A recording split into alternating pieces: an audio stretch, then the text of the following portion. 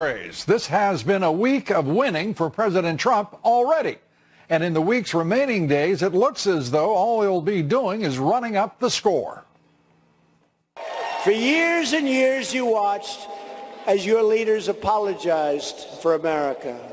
Now you have a president who is standing up for America. I'm proud of America.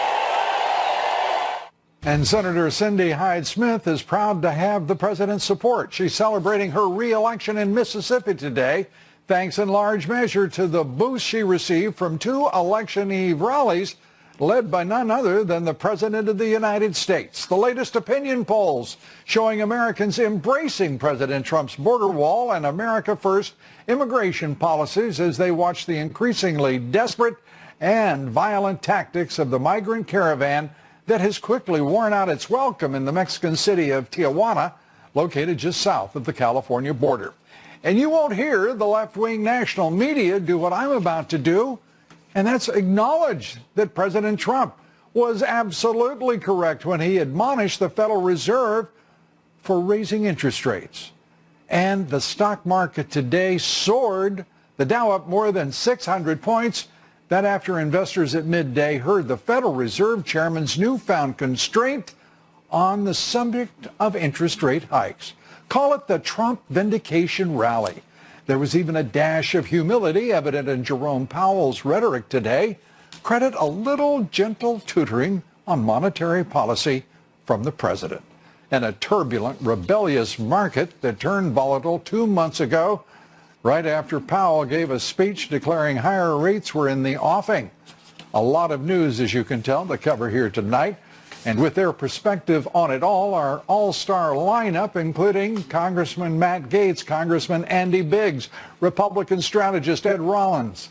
And after a stern warning by the Chinese that the president's trade policies could lead to a depression or even a war, we have China expert Michael Pillsbury with us.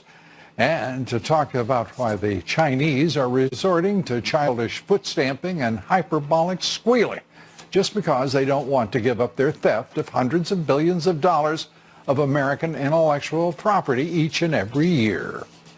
Our top story tonight, President Trump accusing the Mueller witch hunt of ushering in a new era of McCarthyism. In an interview with the New York Post today, President Trump said he is not ruling out a pardon for former campaign manager Paul Manafort. The president said Mueller's team is trying to coerce Manafort to lie in order to incriminate the president and members of his campaign. Chief Intelligence Correspondent Catherine Herridge with the story from Washington. During an Oval Office interview, President Trump told the New York Post he has not ruled out a pardon for former campaign chairman Paul Manafort. Quote, "It was never discussed, but I wouldn't take it off the table. Why would I take it off the table?" the president said. Mr. Trump also alleged that Manafort, one-time political advisor Roger Stone, and his associate Jerome Corsi were pressured to lie. Quote, "You know, this flipping stuff is terrible. You flip and you lie and you get..." The prosecutors will tell you 99% of the time they can get people to flip. It's rare that they can't. On the Senate floor, a bill to protect special counsel Robert Mueller's investigation was blocked after Democrats and one Republican made their case. We've already seen the forced resignation of the Attorney General a day after the election. It's clear, therefore, that something has to be done to protect Mr. Mueller's investigation. This is about the legislative branch asserting a common sense check and balance on presidential overreach. The Senate floor action seems symbolic after the majority leader made his objections known Tuesday. This is a solution in search of a problem. The president's not going to fire Robert Mueller. New records obtained by Fox News show Mueller's investigation focused on the Hack Clinton campaign emails released in 2016 by WikiLeaks, its founder Julian Assange, and any connections to the Trump campaign. The draft plea agreement offered to Corsi earlier this month accuses him of lying to federal investigators, a charge he denied to Fox. I've never met Julian Assange. I've never spoken with him. I've never emailed him. I've had no contact with Julian Assange whatsoever. The special counsel documents cite an August 2016 Corsi email referring to Assange and predicting a timetable for the release of emails from Clinton campaign chairman John Podesta. Quote, word his friend in embassy plans 2 more dumps, one shortly after I'm back, second in October. Impact planned to be very damaging. Corsi said the email that accurately predicted WikiLeaks would publish emails in October 2016 was based on his analysis, not insider information. I figured it out and told Roger Stone and told many people in August, and it just happened that I was right. A source with direct knowledge of the investigation tells Fox News the president's written answers to Mueller are consistent with his public statements. On the June 2016 Trump Tower meeting, which included Manafort, the president tweeted last summer he had no advance knowledge. A status hearing for the Manafort case is now scheduled for Friday in Washington, Lou. Catherine, thank you very much. Catherine Herridge reporting. President Trump also continues to push a lame duck Congress to come up with the money he wants to build a wall along the southern U.S. border with Mexico. President Trump said today he would be, quote, totally be willing to shut part of the government down if his demands aren't met by next week. Chief Congressional Correspondent Mike Emanuel is on Capitol Hill tonight with more. As the human drama plays out at the southern border, President Trump has signaled he's willing to shut down part of the government 1 week from Friday, demanding more money for his border wall. Retiring Speaker Paul Ryan says the House has delivered $5 billion. Our bill contains the president's full request for the border, but ultimately the president and the Senate Democrats are going to have to come to agreement as well. Senate Democrats like Connecticut's Richard Blumenthal are pushing back. The demand for $5 billion is based on delusion, not reality. President Trump told Politico late yesterday he doesn't do anything just for political gain. Still, this is a winner for him. Quote, people look at the border. They look at the rush to the police. They look at the rock throwers and really hurting 3 people, 3 very brave Border Patrol folks. I think that it's a tremendous issue, but much more importantly is really needed. So we have to have border security. Plus, the president is well aware he's about to be dealing with a Democrat-led House in the new year. Senate Democratic leader Chuck Schumer is trying to hold his ground. The $1.6 billion for border security negotiated by Democrats and Republicans is our position. We believe that is the right way to go. If there's any shutdown, it's on President Trump's back. With time winding down, the majority leader is trying to deliver. We're trying to get the president the money he would like for the wall. That's part of the year-end funding discussion, which is ongoing. At this point, all the sources I've spoken with are not pushing the panic button. Their feeling is there's still time to cut a deal, but it's not entirely clear what it might be. Lou? Mike, thank you very much. Mike Emanuel reporting. And it is curious that this is about $5 billion, not $25 billion, which is what is needed to construct that wall across the southern border. Perhaps the number will be adjusted appropriately and accordingly. It seems certain that a party that controls 3 branches of government should be able to, at the very least, get that done. A new study seems to suggest the number of illegal immigrants now in the United States is at its lowest level since 2004. But as national correspondent William Lajeunesse now reports, those numbers are wildly different from more comprehensive and credible studies. We're not letting people into our country unless they come in legally. Unrealistic maybe, but not unworthy of pursuit. According to a new study, the number of illegal immigrants living in the U.S. fell to its lowest level in a decade. We have, for the first time, a majority of those coming to the U.S.-Mexico border are not Mexican, they're not single men, they're not just looking for work. The Pew Research study found Mexicans today make up about half the illegal population, down considerably. 2/3 of migrants in the U.S. have been here 10 years or more, and 43% have U.S.-born children. Half those crossed the border illegally, the rest overstayed their visa. Pew's findings differ from a recent Yale study that suggests up to 22 million illegal immigrants live in the U.S., not 11. The Pew study is also based on the 2016 census, 2-year-old data that does not fully account for the recent surge from Central America. What started as a drip, a drab, has now become a very large group. Deterring them will require Mexico's help. Mexico will continue to play an important role in stemming the flow, but they're not going to be able to stop it. That flow from Latin America is also driving legal immigration. For the first time in a decade, Hispanics outnumber Asians arriving to the U.S. The U.S. immigrant population, legal and illegal, numbers more than 44 million, or roughly 14% of the nation. Well, Lou, the president hopes to reshape immigration policy by replacing family reunification with a merit system. But any study is a snapshot in time. As the exodus from Central America illustrates, immigration is fluid. Lou? Especially illegal immigration. William, thank you very much. William Lajeunesse reporting. And we want to point out the headline of the Pew Research Center's study labeled illegal immigrants that they were addressing as, quote, unauthorized immigrants. It's amazing how liberal organizations and individuals, how far they'll go to avoid the word illegal. They're illegal. They're illegal immigrants. Simple, isn't it? All you have to do is just address that reality. Still ahead here tonight, the left-wing national media chooses to wildly speculate about the Mueller special counsel, or more appropriately, witch hunt, and what new developments with Paul Manafort could actually mean. I think what it's also suggesting is that Manafort may have even committed treason when all is said and done. Do you believe a pardon of Manafort by the president would be an admission of guilt by the president, considering Manafort's role in the campaign? Yes, I would. Why does that person lie? Because they are A, stupid, B, arrogant, C, shopping for a pardon so they don't have to worry about what the judge is going to sentence him. It's either an extraordinary coincidence, or it's what collusion looks like. And this may be why the president so adamantly tries to deny collusion, because these facts are pretty damning. How about one of those facts? Just one fact. That's all we need here. Maybe Adam Schiff should talk with the special counsel, get that one fact, because he's ignored the facts that say no collusion for the better part of 2 years. Congressman Matt Gaetz joins me here later tonight. We'll take that up, certainly, and much more. But up next, violent gang members in that caravan are now moving along our southern border. Why are they doing that?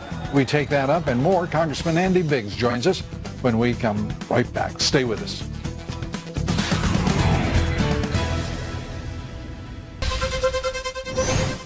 Border Patrol agents say they have arrested an MS-13 gang member. He illegally crossed the border near Calexico in California. The Honduran gang member claims to have traveled through Mexico with the migrant caravan. Meanwhile, in Tijuana, the mayor of that Mexican border town says he has only enough resources to assist the thousands of migrants from Central America camped in and near his city for just a few more days before the city's treasurer goes broke.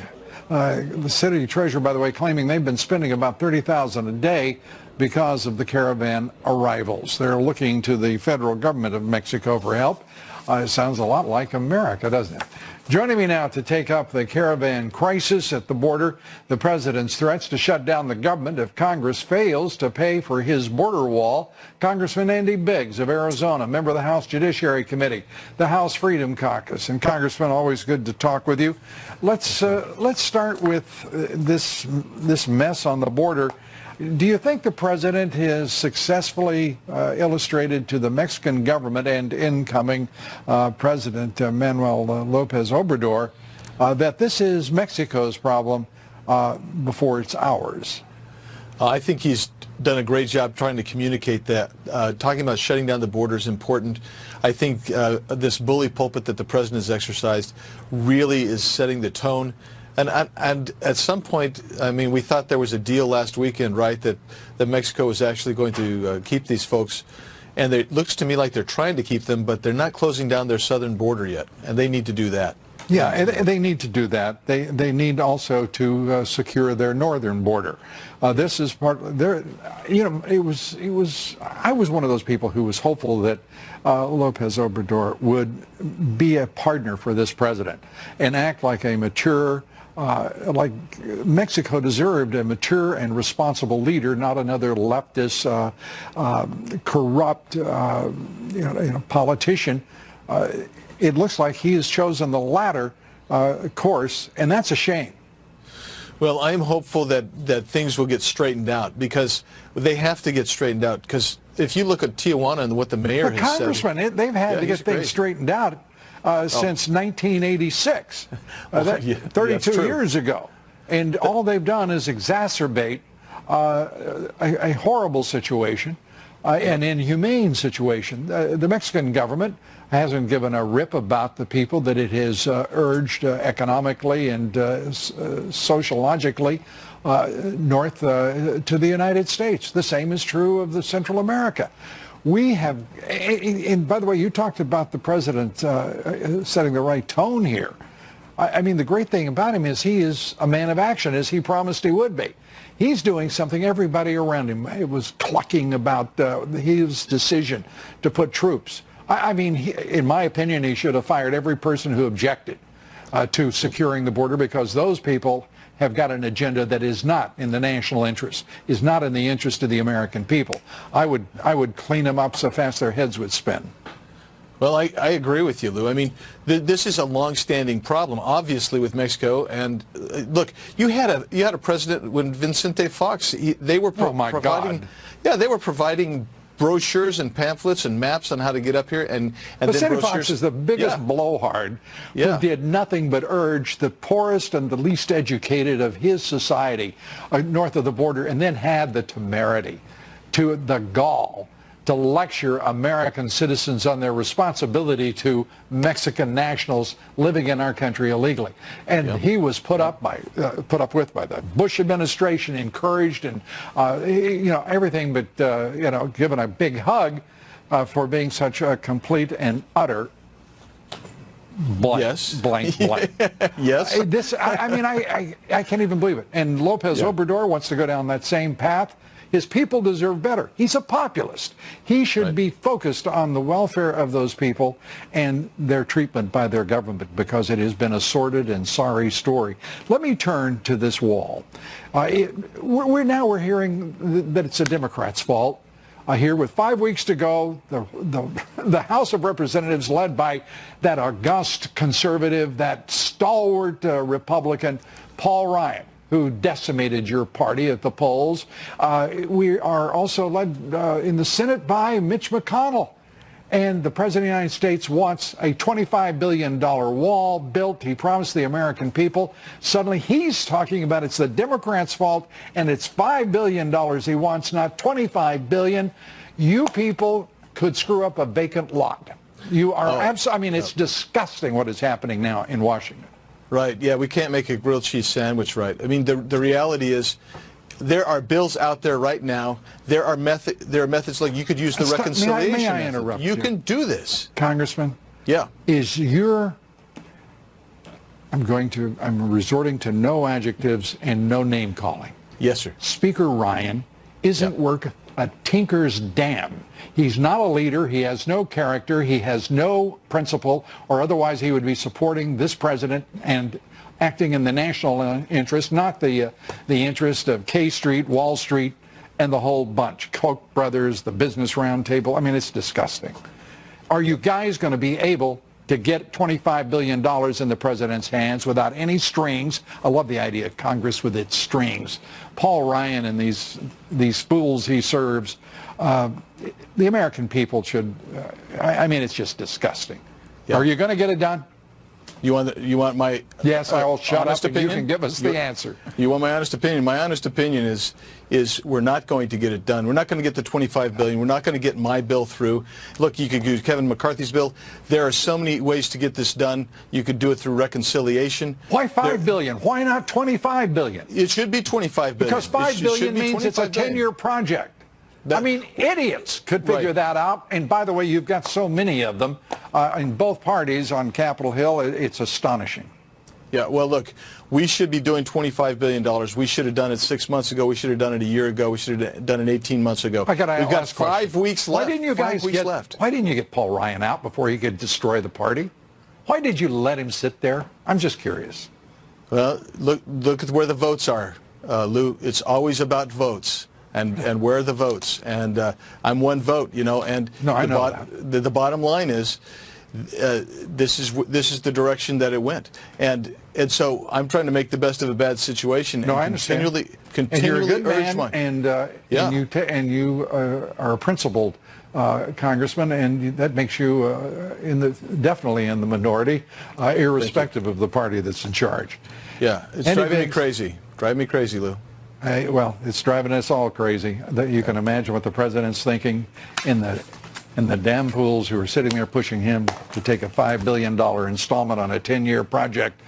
Yeah. This is pretty sad what is the quality of the people around this president.